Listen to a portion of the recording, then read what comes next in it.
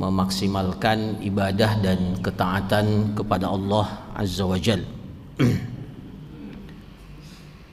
Kemudian salawat dan salam kita kirimkan kepada baginda Rasulullah sallallahu alaihi wasallam. Semoga kita semua diistiqomahkan oleh Allah untuk selalu berada di atas tuntunan, petunjuk, ajaran yang diwariskan oleh Nabi kita Nabi Muhammad sallallahu alaihi wasallam. Para jamaah sekalian yang dirahmati oleh Allah, pada malam hari ini kembali kita akan melanjutkan kajian kita masih dalam pembahasan Kitabul Jinayat. Pada pertemuan yang lalu kita telah menyelesaikan pembahasan jenis pembunuhan yang terakhir, yaitu qatlul khata',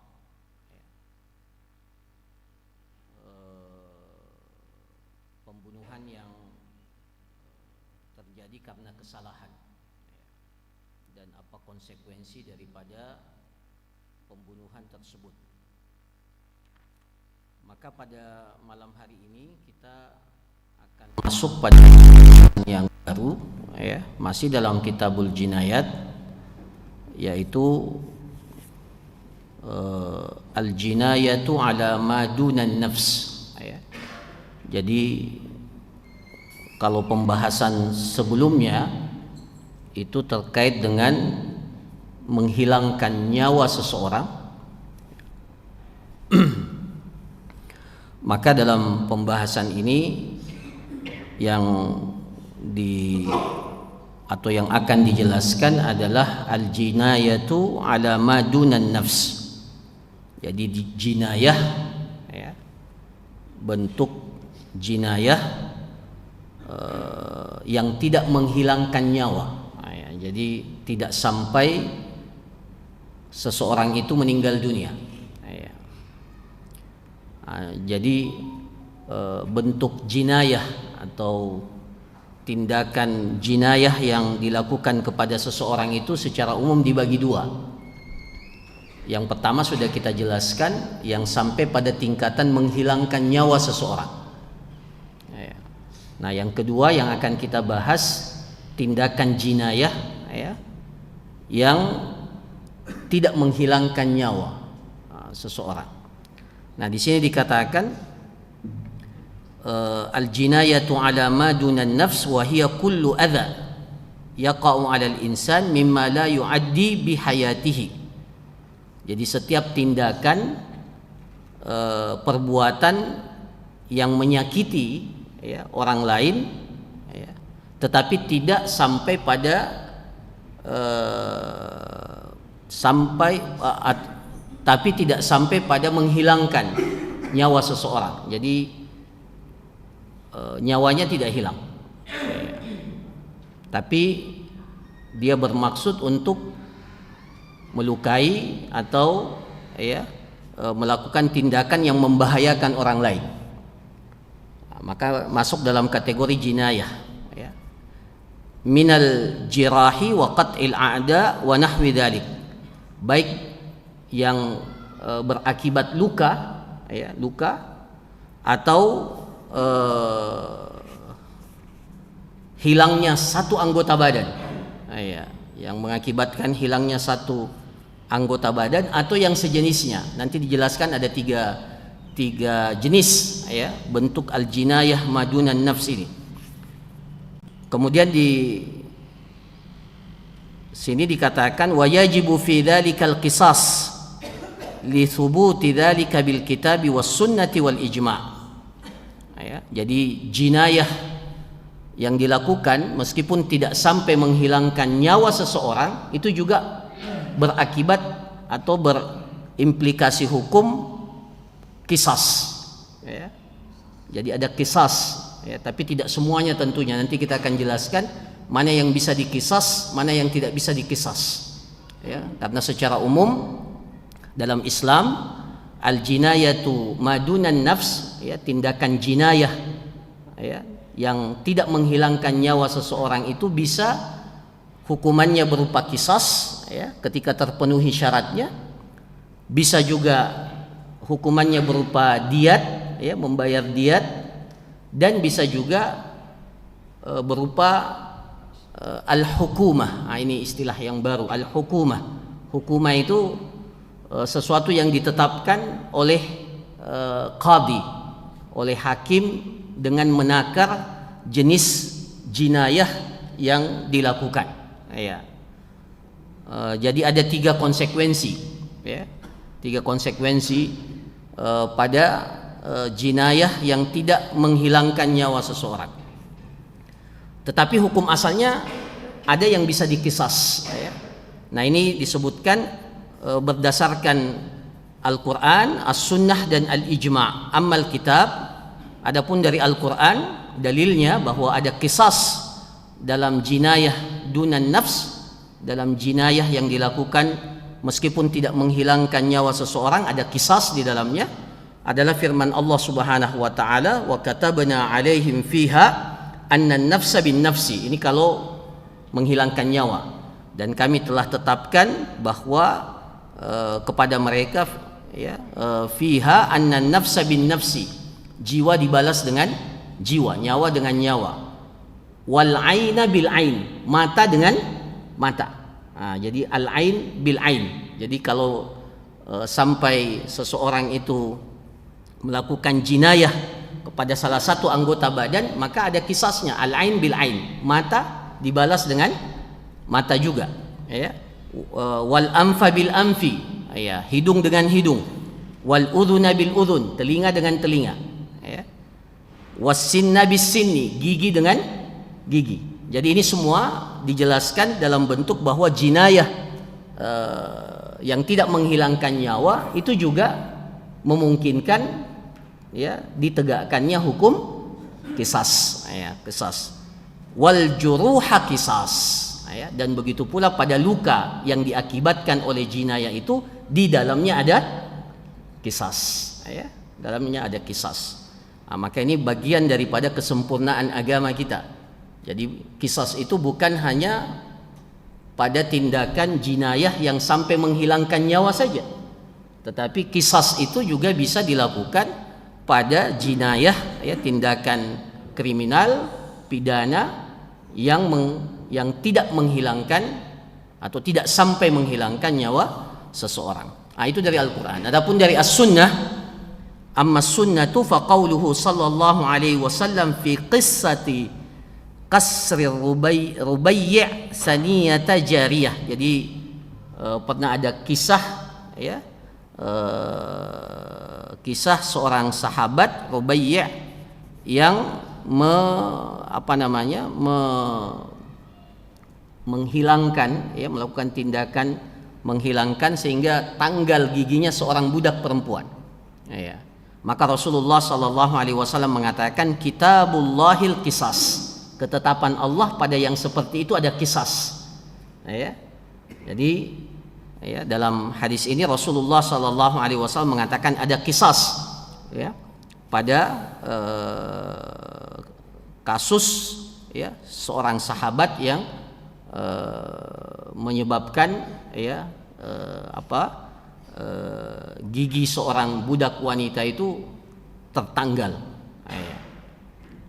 Nah, kemudian, dan ini diijma'kan oleh para ulama, ya, diijma'kan oleh para ulama bahwa wajibnya qisas, ya. Jadi para ulama kita tidak berbeda pendapat, diijma'kan, ya, bahwa ada qisas pada tindakan jinayah, ya, yang tidak sampai menghilangkan nyawa seseorang. In amkan, tapi dengan catatan in amkan, jika hal itu mungkin atau dapat dilakukan, karena tidak semua, ya, tidak semua tindakan jinayah yang menyebabkan yang tidak menyebabkan hilangnya nyawa seseorang itu bisa dikisas, tidak semuanya. Nanti kita jelaskan ada beberapa yang tidak bisa dikisas, ya. Nah, para jamaah sekalian yang dirahmati oleh Allah, kemudian di sini dikatakan wahia salah satu anwa, jinayah yang tidak menghilangkan nyawa seseorang itu dibagi menjadi 3. Ya. Dibagi menjadi 3. Al-jinayatu bil jurhi. Ya, tindakan jinayah yang sampai pada tingkatan melukai. Ya. Jadi melakukan tindakan jinayah yang akibatnya itu sampai melukai seseorang, luka. Ya, jadi menimbulkan luka.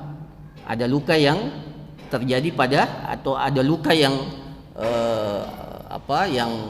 ditimbulkan oleh jinayah itu. Ya.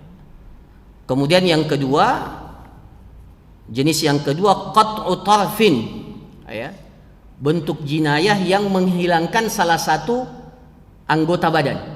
Ya. Jadi kalau ada seseorang yang melakukan jinayah, ya, tindakan kriminal dan kemudian menyerang seseorang sehingga salah satu, ya, atraf itu kalau dalam bahasa jinayah itu kedua tangan dan kedua kaki disebut atraf, karena memang ini yang berada di yang berada di ujung, ya, jadi tangan kita dan kedua kaki kita. Jadi kalau ada seseorang yang melakukan jinayah yang menghilangkan salah satu daripada kedua tangan, ya, atau salah satu kaki, maka itu masuk dalam kategori jinayah madunan nafs. Kemudian yang ketiga, ibtalu manfaati udhwin. Bisa juga jenis yang ketiga, yaitu menjadikan tidak berfungsinya salah satu anggota badan. Ya, jadi tindakan jinayah itu tidak menghilangkan anggota badan itu. Jadi anggota badannya masih ada, tapi kehilangan fungsi. Seperti mata akhirnya tidak melihat, buta. Ya, akibat tindakan jinayah itu juga masuk dalam kategori jinayatu ma duna an-nafs. Ya. Nah, para jamaah sekalian yang dirahmati oleh Allah, nah, kita mulai dengan jenis yang pertama, al-jinayatu bil jurhi, tindakan jinayah yang mengakibatkan luka. Ya, mengakibatkan luka. Jadi kalau ada seseorang yang menyerang seseorang, orang lain, dan kemudian melukai. Maka para ulama kita membagi jinayah ini yang sampai mengakibatkan luka, melukai orang lain, itu dibagi 2. Wa hadhil jinayah tanqasimu ila qismain.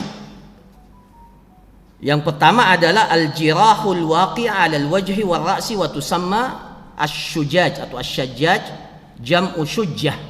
Ya. Yaitu luka di bagian wajah dan kepala. Ya, di bagian wajah dan kepala. Itu khusus, ya, di bagian wajah dan kepala. Dalam bahasa Arab disebut dengan asy-syujjaj atau asy-syajjaj. Ya, jamak syujjah. Ya. Jadi asy-syujjaj itu atau syujjah itu adalah luka akibat jinayah yang dilakukan dan mengakibatkan luka di wajah ataupun kepala. Ya. Ya. Kemudian yang kedua adalah al-jirahat fi sairil abdan. Kemudian luka di selain kepala dan wajah. Nah, itu dibedakan oleh para ulama. Kalau lukanya itu di kepala dan wajah, ya, begitu pula al-jirahah, ya, luka yang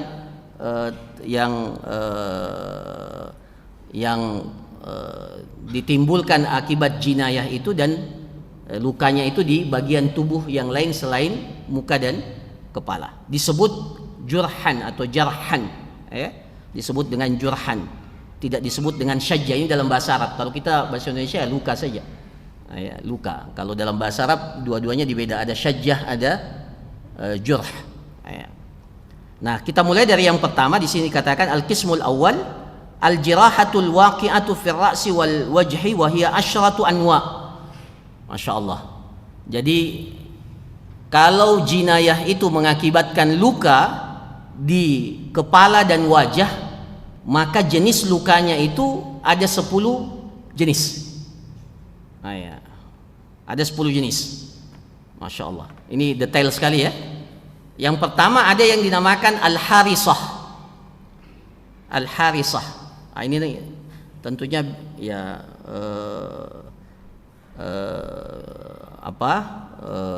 kalau orang yang belajar anatomi tubuh nanti tahu ini, ya, yang belajar kedokteran, ya, tahu dan bisa membedakan jenis luka yang terjadi di bagian tubuh. Yang pertama al-harisah, ya, saya tidak tahu bahasa kedokterannya, ya.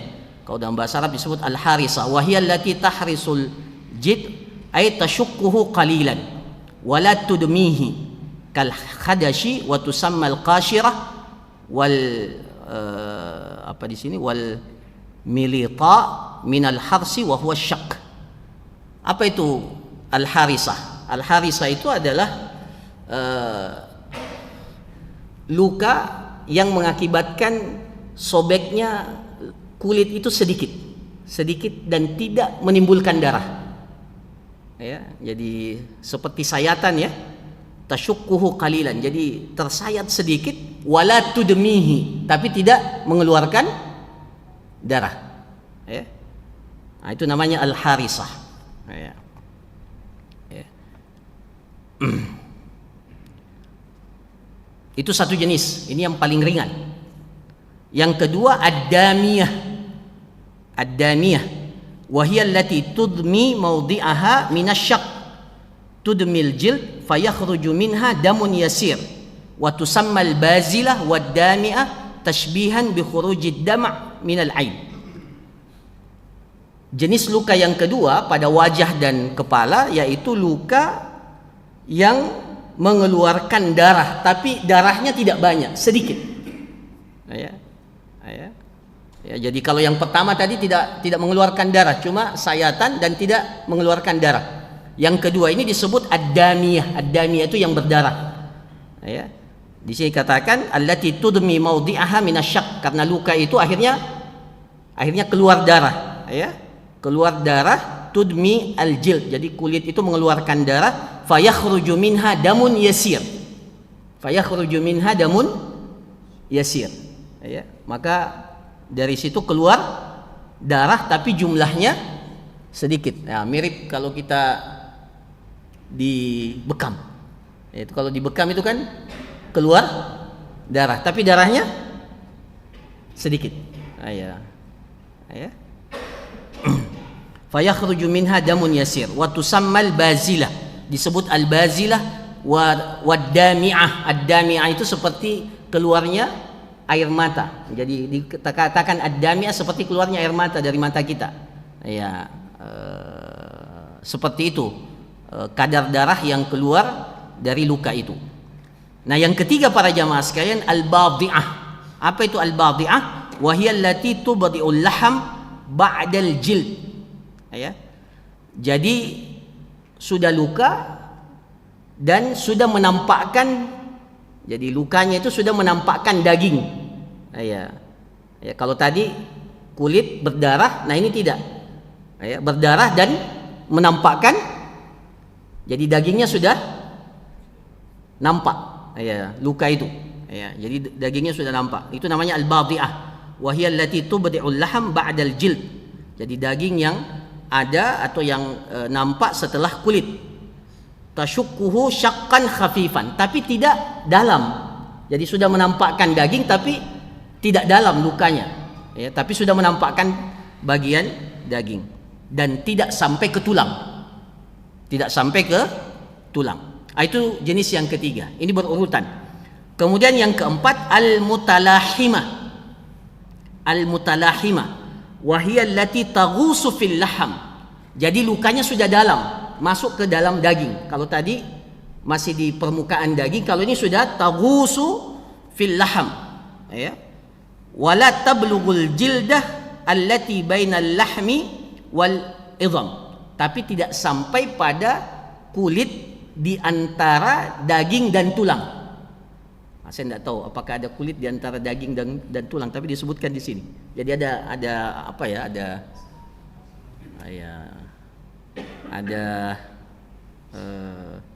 di sini katakan la tablughul jildah allati bainal lahmi wal idham. Jadi ternyata ada kulit lagi, ya, setelah apa? Setelah daging sebelum tulang. Nah, dikatakan al-mutalahima itu kalau tidak sampai ke kulit itu sebelum tulang. Mutalahima. Nah, kemudian yang kelima as-samhaq atau as-simhaq, wa hiya allati tablughul jilda raqiqa bainal lahmi wal idham min ar-ra'si, yaitu yang sampai pada kulit tipis antara daging dan tulang, ya, antara daging dan tulang di kepala. Summiyatil jirahatu bismiha. Ini yang disebut dengan jirahah, ya, as-simhaq. Nah, para jamaah sekalian, ini tingkatan-tingkatan ini, ya, mulai dari yang paling tadi, yang paling ringan, kemudian di atasnya, ya, ad-damiyah, yang tadi al-harisa, ad-damiyah, al-badi'ah, al-mutalahima, as-simhaq. Wa hadhil khams laisa fiha qisas. Ini dalam Islam tidak ada kisas di sini. Jadi tidak ada kisas. Jadi tidak boleh dikisas. Kenapa? Kenapa? Sulit untuk, jadi prinsip kisas itu kan harus sama, ya. Jadi untuk mengukur kisas itu sulit untuk hal ini. Jadi untuk luka yang sejenis ini yang terjadi di mana, di wajah, apalagi ya, di wajah, ya, umpamanya ada sayatan, ya, mau dikisas, ya, sulit untuk betul-betul seperti luka yang ada pada orang yang korban itu. Maka para ulama kita mengatakan wa hadhil khams laisa fiha qisas. Untuk jenis lima luka jenis ini tidak ada qisas dan tidak ada diyat. Tidak ada diyat. Jadi tidak berlaku qisas dan tidak berlaku di diyat. Wa innama yajibu fiha hukumah. Yang ada di sini kewajibannya hukumah. Apa itu hukumah? Ini istilah, ya, istilah dalam fikih jinayat. Al-hukumatu hiya an yuqawwam al-majni alaihi qabla al-jinayah ka'annahu 'abdun summa yuqawwam wa hiya bihi qad bari'at fama naqasa minal qimah falil majni alaihi mislu nisbatihi minad diyah. Apa maksudnya ini? Maksudnya kalau terjadi jinayah yang seperti ini yang mengakibatkan luka, ya, di wajah ataupun di kepala, tapi masuk dalam 5 kategori tadi, ya, 5 kategori tadi, yaitu luka yang tidak sampai ke tulang, yang tidak sampai ke tulang. Jadi paling batasan itu sampai daging dan sampai kulit sebelum tulang, maka tidak ada kisas, tidak ada diyah juga, tidak ada diyat di dalamnya. Yang ada adalah hukumah. Apa itu hukumah? Hukumah itu adalah putusan yang diambil oleh hakim berdasarkan bahwa seseorang itu ditakar seakan-akan, ya, dia seorang budak. Kalau dulu budak itu diperjualbelikan. Nah, nilai budak itu kalau ada luka itu, dan kalau budak itu tidak memiliki luka itu, berapa nilainya? Saya kasih contoh supaya sederhananya begini. Umpamanya budak tersebut kalau tidak ada luka, umpamanya harganya 100 juta. Budak itu 100 juta. Umpamanya. Ya. Tapi kayaknya dulu pekan yang lalu harga budak berapa? Ada yang ingat? Ratusan, ya? Nah, ya. Katakanlah 100 juta. Nah, setelah ada luka itu berarti harganya turun. Ya, sama kalau kita punya mobil, kalau mobilnya mulus dan mobilnya ada cacatnya, pasti harganya turun. Nah, itu budak. Ini tidak menyamakan budak sama mobil, tapi mendekatkan, ya. Jadi ternyata dengan adanya cacat itu atau adanya luka itu, nilai budak itu turun menjadi 90 juta umpamanya. Tadinya 100 juta, 90 juta. Berarti berapa persen itu? Berarti 10%. Maka hukumahnya itu selisihnya dari diat yang sempurna. Jadi kalau diat yang sempurna itu berapa? 100 ekor unta. Ingat, diat yang sempurna itu diat jiwa ya, jiwa manusia itu berapa? 100 ekor. Berarti 1/10-nya. Nah, ya, 1/10-nya berarti berapa? 10 ekor. Nah, ya, kalau kadarnya seperti itu, tentunya bisa lebih sedikit. Ini tergantung bagaimana ditakar itu, ya, bagaimana ditakar. Nah, itu namanya hukumah. Jadi hukumah itu menjadikan seseorang itu dinilai seperti seorang budak ketika dia ada luka dan ketika tidak ada luka, berapa selisihnya. Nah, selisihnya itulah nanti yang dikembalikan kepada diat. Ya, jadi kalau dia selisihnya 1/10 atau 1/5 atau ya sekian, itu ditakar ya sesuai dengan diat yang ada dari 100 ekor unta. Ya, mudah-mudahan difahami. Ya, itu yang dimaksud dengan hukumah. Biasa juga disebut dengan arsul jinayah. Nah, ini para jamaah sekalian, ya. Itu 5 jenis luka yang pertama. Kemudian yang keenam disebut dengan al-mudhihah. Kan ada 10 ya, luka di wajah dan kepala. Al-mudhihah. Apa itu al-mudhihah? Wa hiya allati tukharriku as-simha wa tuwaddihu al-'idham ay takshifuhu wa fiha 5 min al-ibil. Nah, ini al-mudhihah. Al-mudhihah ini sudah sampai lukanya sampai ke tulang. Jadi tulangnya sudah ini, maaf, bukan di tangan ya. Lukanya di mana? Di wajah atau di kepala. Jadi ketika luka itu sudah menampakkan, jadi dagingnya sudah ini dan menampakkan tulang, ya, baik di muka ataupun di kepala. Nah, itu disebut dengan al-mudhihah. Dari 6 sampai 10 ini sudah ditetapkan. Berapa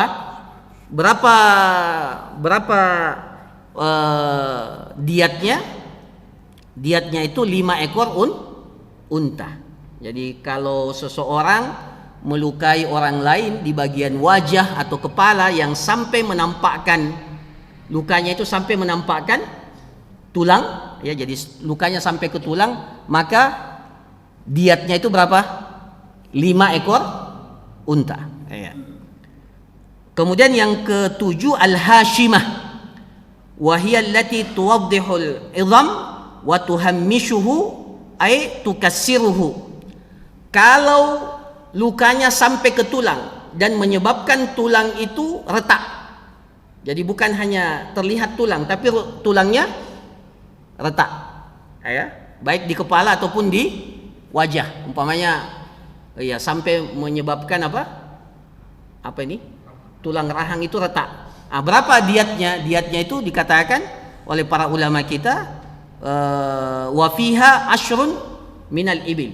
10 ekor unta. Diatnya 10 ekor unta. Ya. Kemudian al-munaqqilah. Apa al-munaqqilah? Wa hiya allati tanqulul 'idham min mawdi'in li akhar, sawa'un awdahathu wa hashamathu aw la. Jadi tidak sekedar retak, baik retak atau tidak, tapi menyebabkan tulang itu bergeser. Jadi luka yang ditimbulkan itu menyebabkan tulang itu bergeser posisinya. Ya, bagaimana ya? Umpamanya ya hidungnya akhirnya bengkok, umpamanya. Ya, hidungnya bengkok, berarti bergeser. Baik retak atau tidak, maka itu ada diatnya berapa? 15 ekor unta. Ya. Jadi kalau antum main bola itu, kemudian tackling, ya, kemudian kena, tapi ini bukan di kaki ya, ini di wajah atau di kepala, yang menyebabkan bergesernya tulang itu, ya, baik retak atau tidak. Ya, tapi bergeser, maka itu 15 ekor unta itu nilainya. Ya. Dan sekarang pembuktiannya lebih mudah. Kalau dulu pembuktiannya agak sulit. Kalau sekarang pembuktiannya mudah karena bisa iya, sekarang lebih mudah lagi. Iya. Nah, kemudian yang ke-9 al-ma'mumah. Al-ma'mumah wa hiya allati tablughu ummat dimaq ay jildatud dimaq al-muhitah wa yuqalu laha al-amah wa fiha sulusud diyah. Nah, ini khusus di kepala. Kalau lukanya mengakibatkan luka yang menembus hampir ke otak. Ya. Jadi tindakan jinayah yang melukai, ya, tapi tidak sampai ke otak. Sampai di di permukaan, ya, jildatud dimaq, kulit otak. Ya, jadi tidak sampai ke otaknya, tapi maka yuqalu lahul amah. Ini namanya ma'mumah dalam bahasa Arab. Nah, ini kalau terjadi tindakan jinayah seperti itu, maka diatnya berapa? Sulusu diyatin nafs, sulus, sepertiga dari diat yang sempurna. Jadi sepertiga dari 100 ekor unta. Berapa itu? 33 sekian. Ya, 33 koma. Ya, komanya nanti dihitung. Ya. Nah, itu sulusud diyah. Nah, kemudian yang terakhir ad-damighah. Ini yang paling berat. Ad-damighah kalau lukanya itu sudah sampai ke otak. Jadi kalau tadi masih di kulitnya otak, tidak sampai. Kalau ini ad-damighah allati tukharriku jildatad dimaq. Jadi tembus ke otak. Ya. Wa tasilu ilaihi. Ya. Ini juga oleh para ulama kita dikatakan diatnya itu sampai sepertiga diat, ya. Ya. Nah, para jamaah sekalian yang dirahmati oleh Allah, ya. Wa yudafu ila dzalikal jaifah wa hiya allati tasilu ila batinil jawf mimma la yadhharu lirra'i kadakhili. Jadi ad-damighah ini, itu dikiaskan juga dengan ad-damighah ini al-jaifah. Al-jaifah itu kalau, ya, lukanya itu sudah tembus ke dalam perut, ya, tapi tidak ila batinil jawf mimma la yadhharu lirra'i, yang sudah tidak bisa lagi dilihat oleh mata, ya, tidak bisa lagi dideteksi oleh mata. Ini dahulu, ya. Kalau sekarang tentunya bisa dilihat, ya, dengan alat. Kadakhili batnin wa dakhili dhahrin wa sadrin wa halqin wa muthanna wa hadhihi laysat min asy-syajaj li'annaha laysat fi ras, ya, illa annahum yadhkurunaha tab'an bi jami' at-taqdir fiha wa fiha sulusu diyatin nafs. Jadi semua luka yang tidak bisa lagi dideteksi oleh mata karena sudah masuk ke dalam, ya. Jadi baik itu luka di perut, luka di pundak, ya, yang sudah sangat dalam, ya, tidak bisa lagi dilihat dengan mata karena saking dalamnya, maka rata-rata diatnya itu, ya, ditentukan oleh para ulama, diatnya itu sepertiga diat, ya, sepertiga diat yang sempurna, ya, sepertiga diat yang sempurna. Nah, para jamaah sekalian yang dirahmati oleh Allah, apa dalilnya ini? Apa dalilnya? Kenapa ada diat? Ya, kenapa ada diat? Adalah hadis Abi Bakar bin Muhammad ibn Amr bin Hazm an abihi an jaddihi, dari bapaknya dari kakeknya radhiyallahu an, anna nabiyya sallallahu alaihi wasallam kataba ila ahli Yaman kitaban. Jadi nabi kita Nabi Muhammad sallallahu alaihi wasallam pernah menulis surat ke penduduk Yaman. Wa dzakara fihi fil ma'mumah sulusud diyah. Kalau lukanya itu ma'mumah itu kalau sudah sampai ke dekat otak, maka kata Rasulullah SAW dalam suratnya itu sulusud diyah, sepertiga diat, ya. Wa fil munaqqila 15 minal ibil. Kalau yang menyebabkan perpindahnya tulang, ya, bergeser tulang seseorang, maka dalam surat itu disebutkan diatnya itu 15 ekor unta. Wa fil mudhiha, apa itu al mudhiha? Yang sampai memperlihatkan tulang.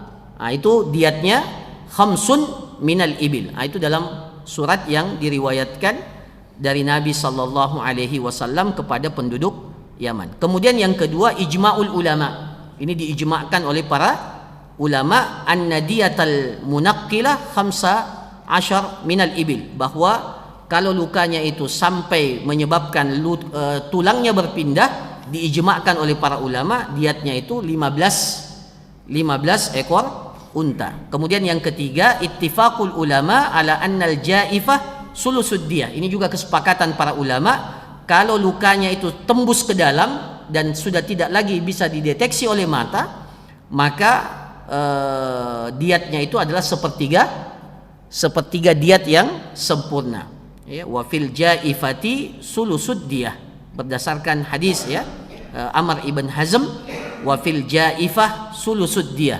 Jadi kalau lukanya itu sampai ke dalam, masuk ke dalam, ya, maka diatnya yang harus dibayarkan itu adalah sepertiga diat yang sempurna. Kemudian diriwayatkan dari asar Zaid bin Sabit, ya, jadi Zaid bin Sabit annahu qada, beliau pernah memutuskan satu keputusan fil hashimah ashrun minal ibil, pada luka yang sampai pada al hashimah.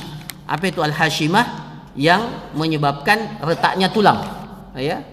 Maka keputusan sahabat Zaid bin Sabit, ya, beliau memutuskan bahwa luka yang seperti itu diatnya 10 ekor unta, dan itu diijma'kan karena tidak ada perselisihan di kalangan para ulama pada saat itu.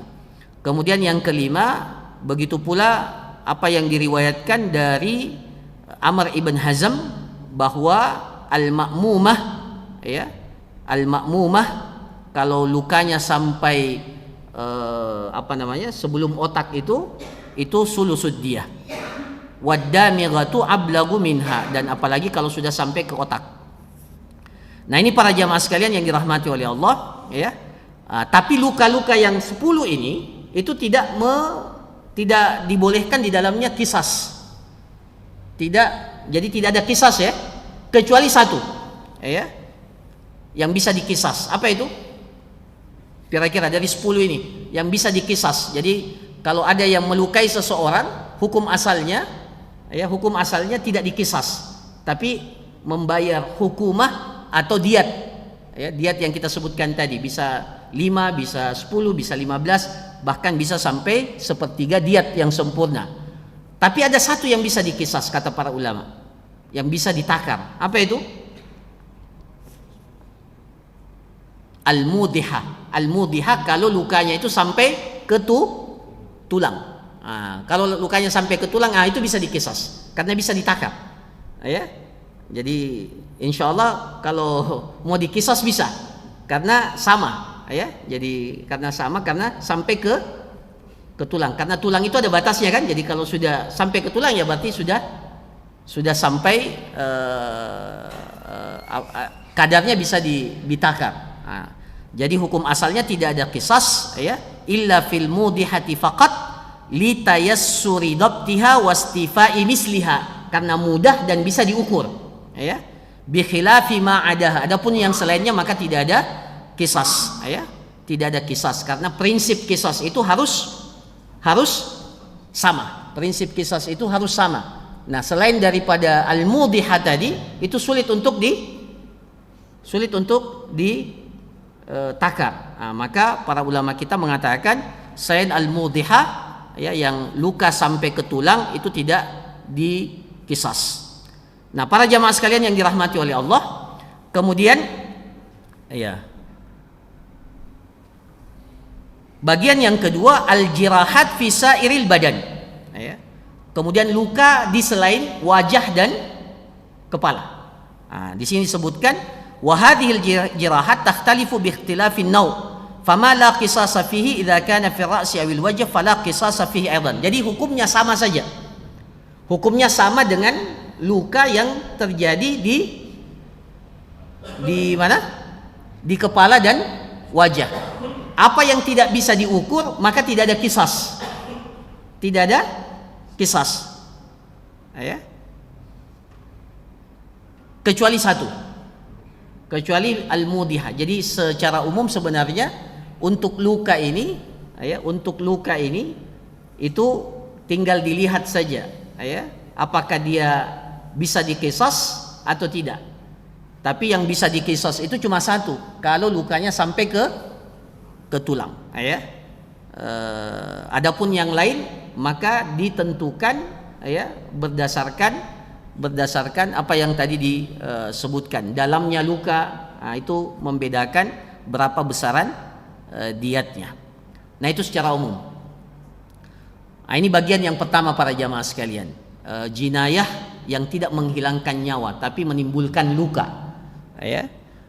Maka hukum asalnya tidak ada kisas untuk luka ini, kecuali pada satu jenis luka yang sampai ke tulang yang disebut dengan al-mudihah. Nah, kemudian jenis yang kedua atau jinayah yang kedua pada jinayah yang tidak menghilangkan nyawa seseorang itu qat'ut tarf. Apa itu qat'ut tarf? Yang menghilangkan salah satu anggota badan, ya. Tangqasimu hadhil jinayah ila salasati aqsam. Maka ini kembali juga dibedakan jinayahnya ini menjadi 3 jenis jinayah. Amdun, sengaja; shibhu amdin, mirip di sengaja; atau khata', ya. Atau jinayah yang karena salah, keliru, ya. Wala yajibul qisas fil khata' wa shibul amdi.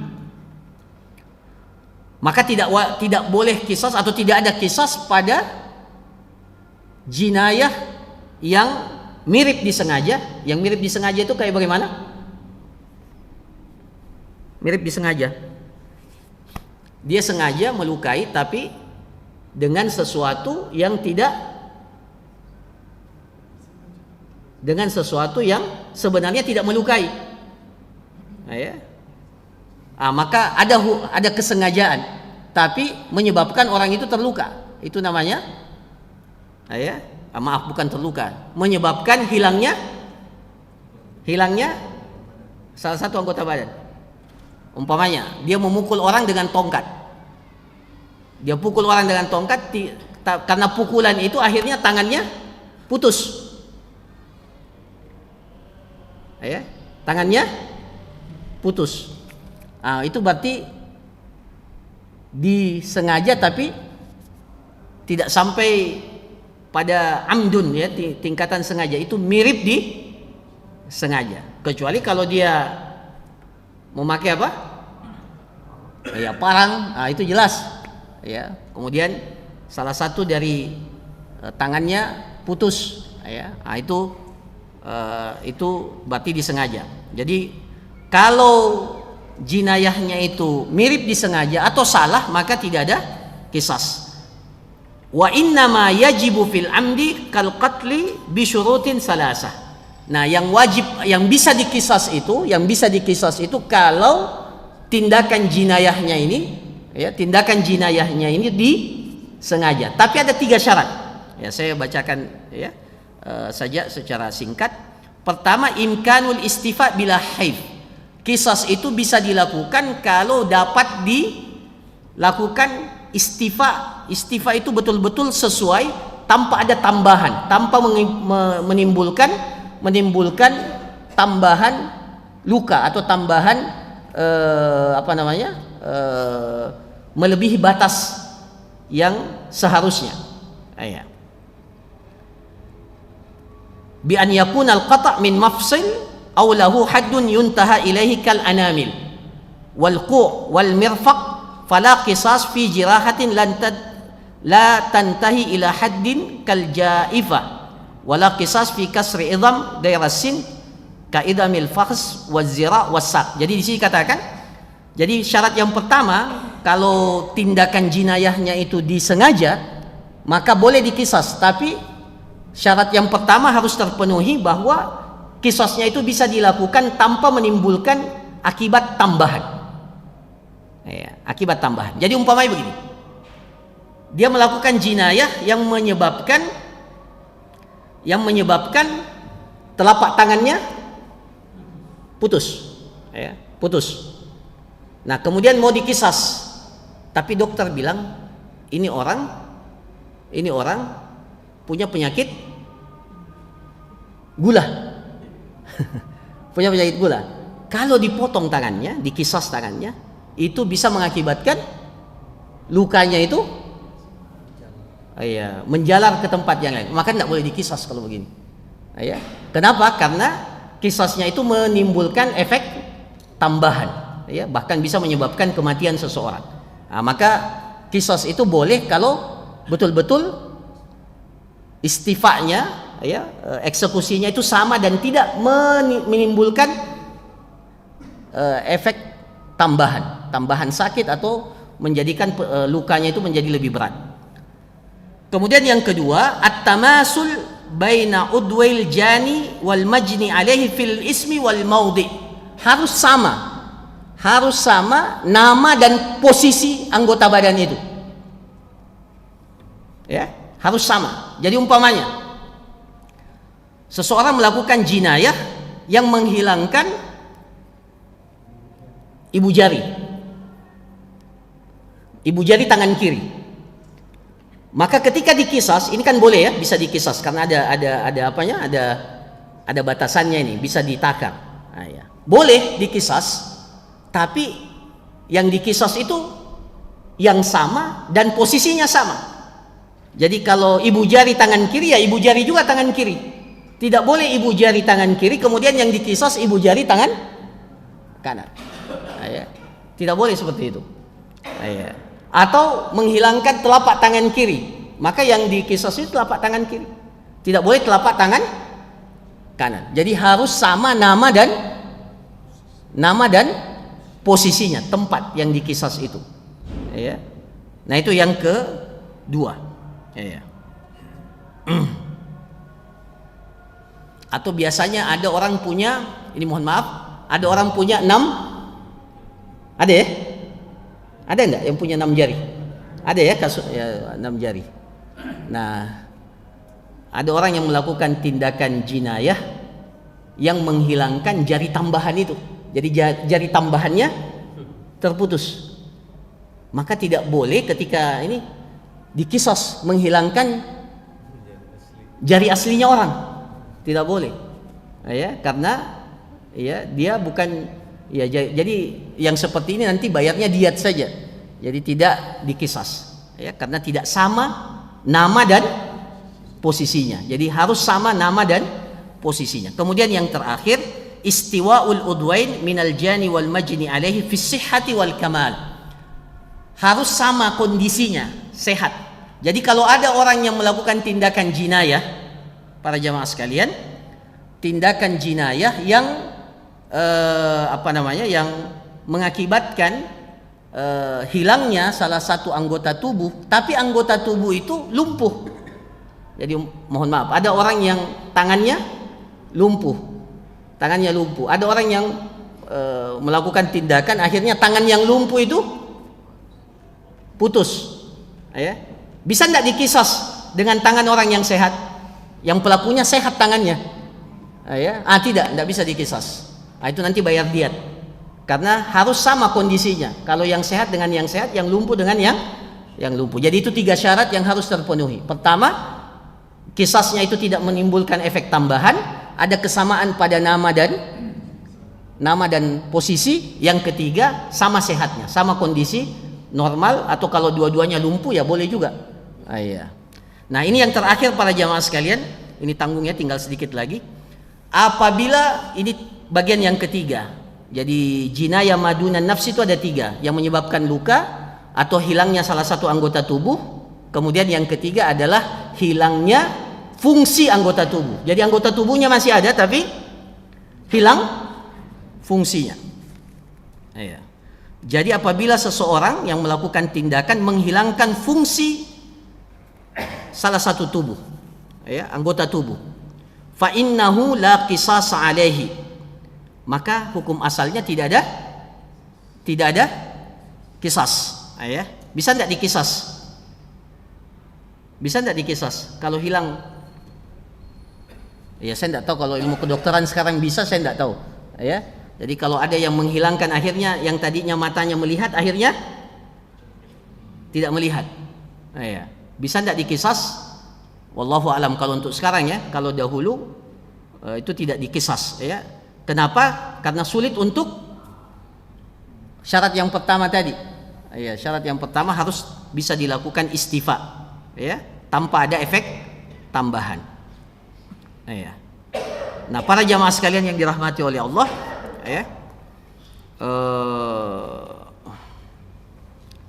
Wa man naqasat manfaatu udwihi fa in urifa qadruhu wajaba lahu diyah qistan dzahib, ya. Ya. Au rubu'aha masalan idza kana dzahibu nisful manfa'ah au rubu'aha. Tapi kalau manfaat dari fungsi daripada anggota badan itu tidak seluruhnya hilang. Jadi umpamanya setengah fungsinya hilang.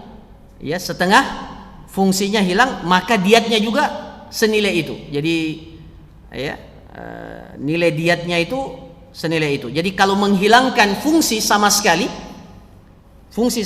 maka diatnya berapa? Fungsi anggota badan itu secara keseluruhan, diatnya kata para ulama, wa alaihi fi dzalika diyatu nafsin kamilah. Diatnya itu seperti diyatun nafs, sempurna, 100 ekor unta. Mohon maaf, umpamanya kalau ada orang yang menghilangkan, jadi tadinya bisa bicara, tapi setelah dianiaya akhirnya tidak bisa bicara, itu menghilangkan fungsi. Itu diatnya sama dengan menghilangkan nyawa. Diatnya 100 ekor unta. Atau di tubuh itu cuma ada satu anggota tubuh yang seperti itu. Contohnya apa yang satu? Lidah.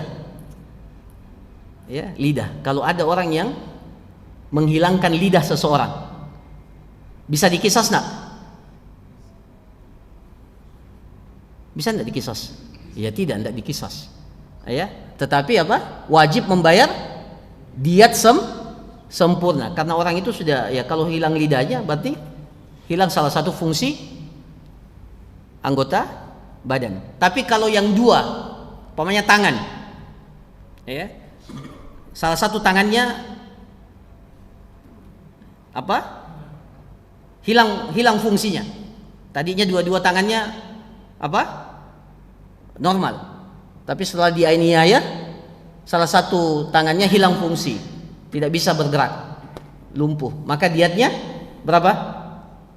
Kalau dua-duanya itu 100 ekor unta, tapi kalau setengah satu, maka 50 ekor unta. Itu kalau anggota badannya ada dua. Ada yang tiga? Ada yang tiga? Ada kata para ulama, yang tiga itu seperti hidung. Ini dihitung satu, kemudian lubang ini dihitung dua.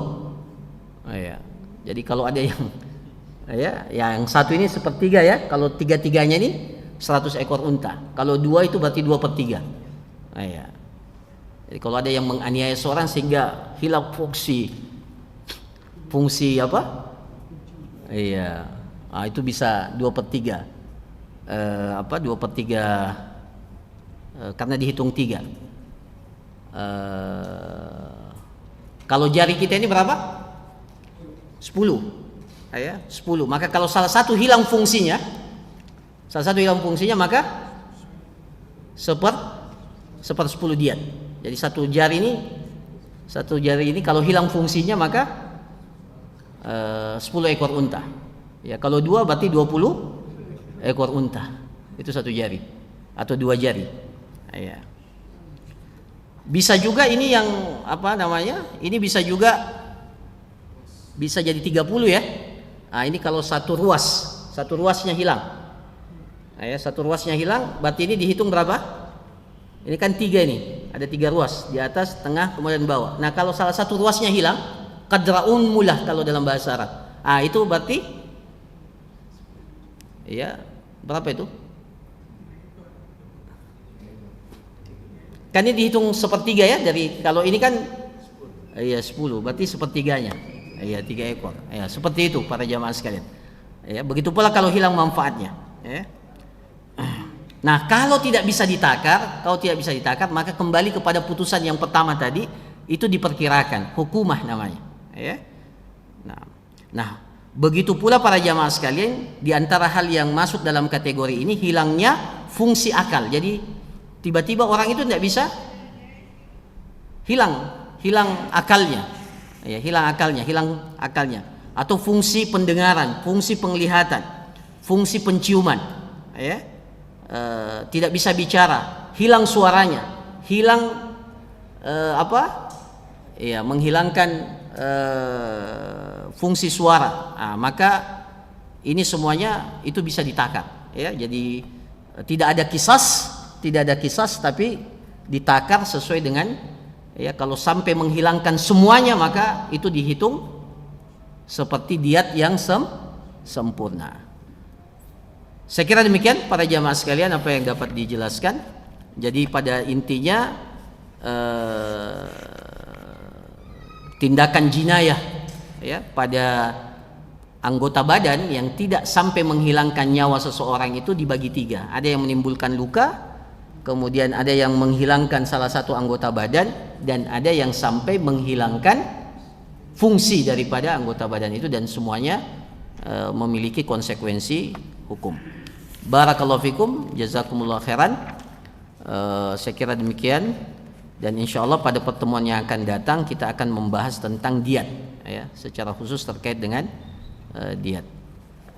Kita tutup. Subhanakallahumma rabbana wa bihamdik, nasyhadu an la ilaha illa anta nastaghfiruka wa natubu ilaik. Wa sallallahu ala nabiyyina Muhammad wa ala alihi wa sahbihi ajma'in. Wa akhiru da'wana alhamdulillahi rabbil alamin. Assalamualaikum warahmatullahi wabarakatuh.